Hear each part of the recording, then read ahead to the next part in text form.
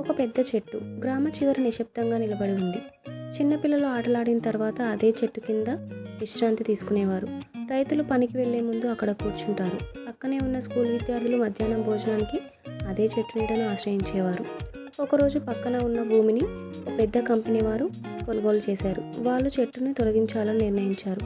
గ్రామస్తులు వ్యతిరేకించారు. కానీ కంపెనీ వారు అన్నారు, ఈ చెట్టు డబ్బు తెచ్చేది కాదు, ఖాళీ స్థలం అయితే మాకు ఉపయోగపడుతుంది అని. అప్పుడు ఒక రైతు ముందుకు వచ్చి అన్నాడు, ఈ చెట్టు మాకు డబ్బు ఇవ్వలేదు, కానీ ఎన్నో తలనొప్పులకు మందుగా నిలిచింది, నీడ ఇచ్చింది, ఊపిరిచ్చింది, మమ్మల్ని బతికించింది అని. ఆ మాటలు విని కంపెనీ యాజమాన్యం భావోద్వేగానికి లోనయ్యింది. చెట్టును తొలగించకుండా తాతను గౌరవంగా ఆ చెట్టు సంరక్షణ బాధ్యతగా నియమించారు. మోరల్: ప్రకృతిని ప్రేమించండి, అది మనకు పదే పదే తిరిగి అండగా నిలుస్తుంది. ఈ స్టోరీ మీకు నచ్చిందా? నచ్చితే లైక్ చేయండి, షేర్ చేయండి, సబ్స్క్రైబ్ చేయండి. Thank you.